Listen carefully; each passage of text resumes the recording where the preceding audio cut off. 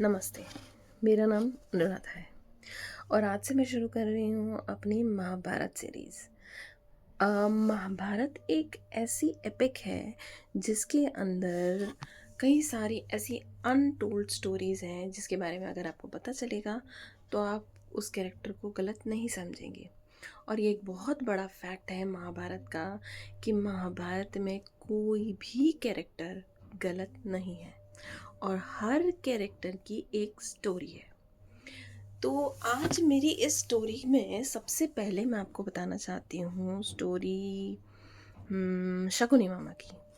शकुनी मामा जो हैं जिनके बारे में हम सब जानते हैं कि दुर्योधन को उकसाने में दुर्योधन ने जो भी सारे गलत काम किए उन सब को करने में शकुनी मामा का बहुत बड़ा हाथ था।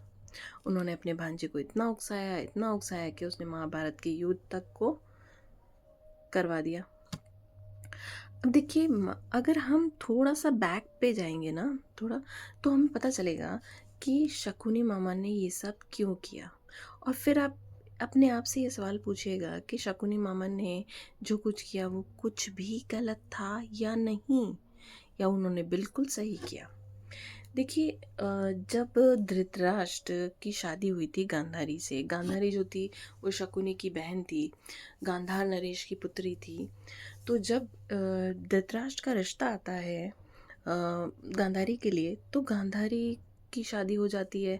और तब तक भी जब पहले आया था तब गांधारी को या गांधार नरेश को या उसके भाइयों को किसी को भी ये नहीं पता होता है कि धृतराष्ट्र अंधे हैं। ठीक है, ये बात उन लोगों को नहीं पता थी और शादी हो जाती है। अब जब शादी होती है और ये बात गांधारी को पता चलती है तो गांधारी ने इस बात को एक्सेप्ट कर लिया था और उन्होंने इसको अपनी डेस्टिनी, अपने फेट सब मान लिया था कि जैसा मेरा पति है अब मैं भी वैसे ही रहूँगी। और उन्होंने अपनी आंखों पर एक पट्टी बांध ली। पर ये बात जो थी गांधार नरेश और गांधार नरेश के सारे पुत्रों को एक्सेप्टेबल नहीं थी। उन लोगों को इस बात से बहुत ही ज़्यादा गुस्सा आया। और हस्तिनापुर क्या था ना, बहुत बड़ा राज्य था। अब गांधार राज्य को, गांधार नरेश को गुस्सा आ गया है हस्तिनापुर पे। पर अब वो क्या कर सकता है, तो उसने पहले तो सोचा कि अपने बेटों के साथ जाकर बात की जाए। तो वो अपने बेटों के साथ गया और उनसे बात करी वहाँ पे जाकर। तब तक यहाँ पर क्या हुआ है कि ये उन लोगों ने मतलब शादी भी हो चुकी है, बच्चा भी हो चुका है। और ये बात थोड़ी आगे कुछ वर्ष बाद की बात है। तो उन लोगों को उन लोगों ने वहाँ जाकर बात करी, गांधार नरेश और उसके सारे पुत्र। जब वो वहाँ जाकर बात करते हैं तो वो वहाँ पे उन्हें कहते हैं कि भाई ये तो बहुत ही हमारी बेटी के साथ गलत हुआ है और हमारी बेटी को तो ये बात पता ही नहीं थी। और अब भले ही उसने आंखों पे पट्टी बांध ली पर फिर भी उसके साथ गलत हुआ था और ये गलत ही हुआ था। आज के टाइम के सिनेरियो में अगर हम देखते हैं कि अगर हमें लड़के के बारे में कुछ नहीं पता और लड़की की शादी लड़के से हो जाए तो आजकल तो कोर्ट केस हो जाते, पर तब तो हो नहीं सकते थे। पर दुर्योधन तो जैसा हम जानते हैं कि बचपन ही से वो एक बहुत ही ज़्यादा गुस्से वाला बच्चा था। अब दुर्योधन ने क्या किया, जैसे ही उसके मामा और उसके नाना ये इस तरीके की कंप्लेन लेकर आए तो उसे लगा कि अरे ये सारे के सारे तो मेरे पिता के खिलाफ हो गए। तो उसने क्या किया, अपने सारे मामाओं को और अपने नाना को एक काल कोठरी में बंद कर दिया।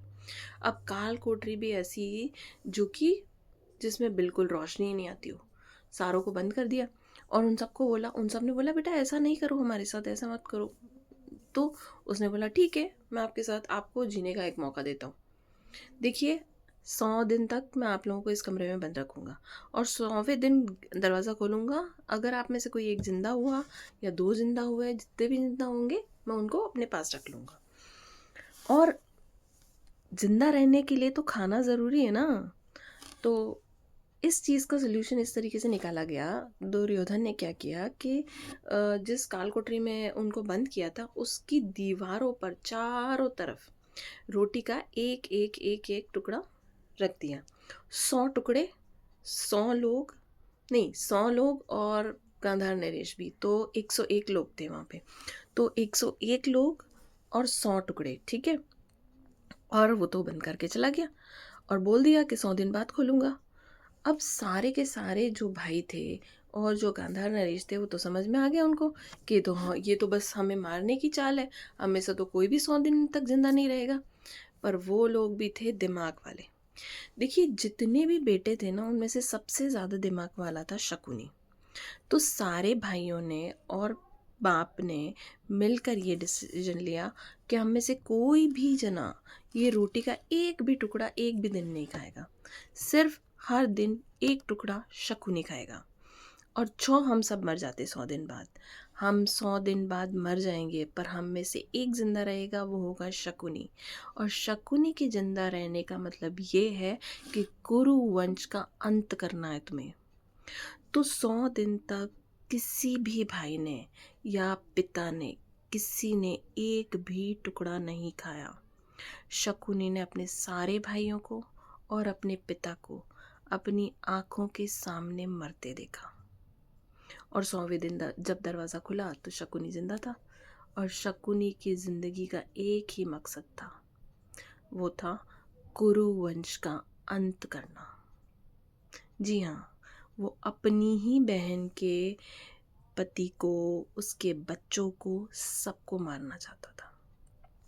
दरअसल देखा जाए तो शकुनी का गुस्सा अपनी बहन के लिए भी था, शकुनी का गुस्सा अपने भांजे के लिए भी था, उसके पूरे वंश के लिए था। और आपको पता है वो जो पासे फेंकता है, जो पासे वो बोलता था, जो वो बोलता था वो पासे वही चलते थे। तो पता है वो पासों के अंदर क्या था? उसके सारे भाइयों और उसके पिता की अस्थियां, जो उसके एक बार बोलने पर वही चाल चलती थी जो वो कहता था। तो बताइए शकुनी मामा के साथ क्या कुछ नहीं हुआ था? उसने अपनी आंखों के सामने अपने भाइयों को और अपने पिता को मरते देखा, तो क्या उसने गलत किया?